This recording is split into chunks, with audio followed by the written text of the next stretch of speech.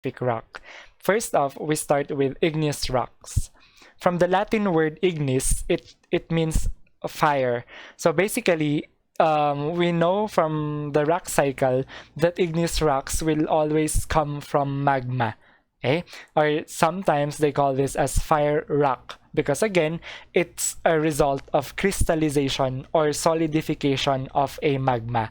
And so it's formed when molten or partially molten material called magma cools and solidifies. It's usually hard and crystalline, and solidification can occur along the surface of the earth or beneath the surface of the earth. We can see here two types or two occurrences on the formation of an igneous rock. First, we have here on red, this one right here. And so of course, when that magma is erupted from a volcano, and so it will turn into a lava. And so basically, the difference between lava and magma is that lava is already on the surface of the earth. And so when this lava is now exposed to our atmosphere, it will now cool, and then eventually it will solidify. Okay? That is one way on the formation of an igneous rock. Right? Then another way is that, when, for example, we have here a magma chamber, magma chamber, then not necessarily erupted outside or on the surface of the earth now.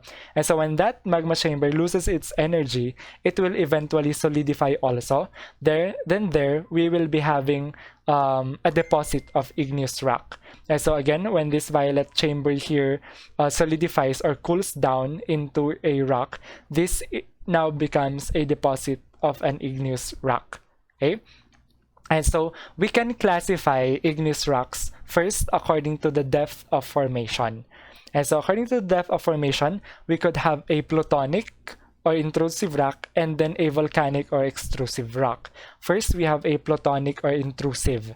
The magma producing this rock is not able to reach the surface such that they intrude into neighboring rocks.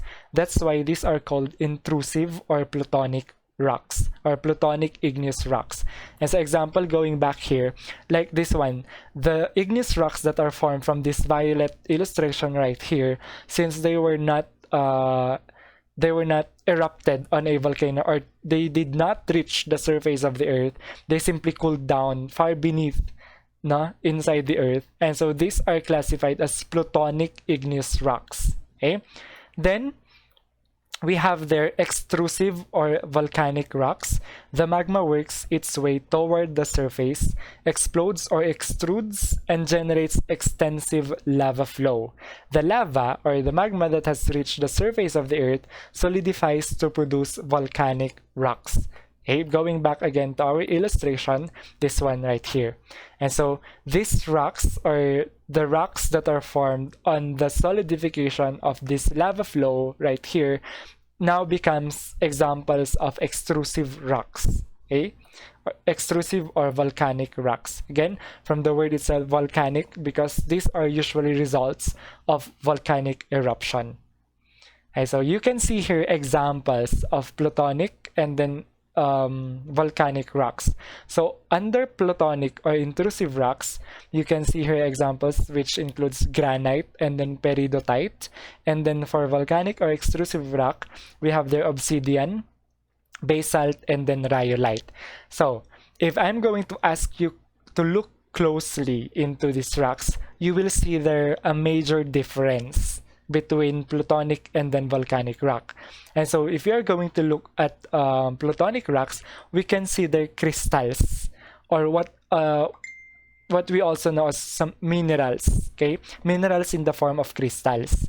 Okay, so there, these black objects right here, these are minerals or crystals formed from the solidification of the rock. And so these yellowish substances right here, these are examples of minerals or crystals that are formed on the solidification or crystallization of this igneous rock. Whereas for volcanic rocks, it's very difficult for us to locate or to identify minerals or crystals from these rocks, right? So there. Now, the reason why we always see crystals for intrusive rocks, and we rarely see crystals on extrusive rocks, is that of course on their depth of formation. So for intrusive igneous rocks, we have here, if the rocks are formed inside the earth, and so it says here slow cooling, and so it cools very very slowly, therefore it allows for crystals to grow larger. And so if the magma chamber, or if the rocks are forming or solidifying very very slowly, it allows for the crystals to grow larger.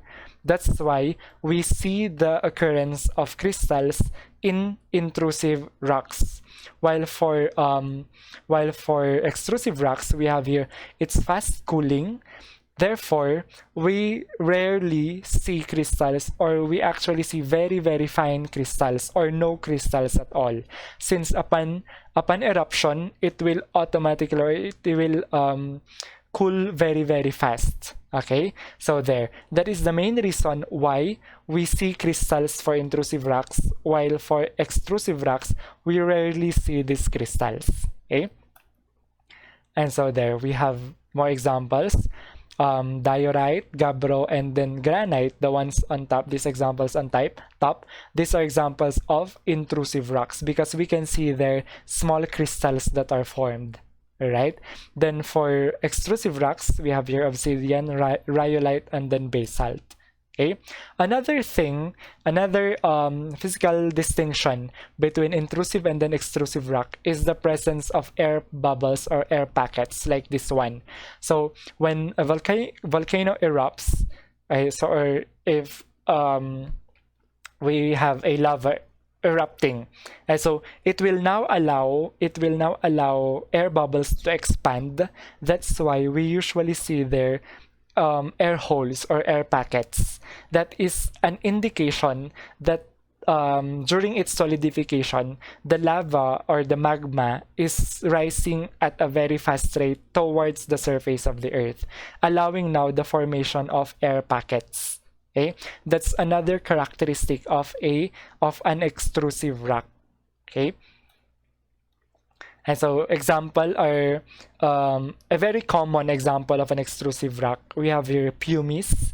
That's Pumice, or it's known to be the only rock that can float. And so it can float because of, again, the presence of air packets or air bubbles inside. Okay, this is an example of an extrusive rock. And so there. And so ito yung binibenta commercially, or these are the rocks that are sold commercially to remove dead skin cells, those things. Okay, so we call those pumice, and then it's a very common example of an extrusive igneous rock. Okay,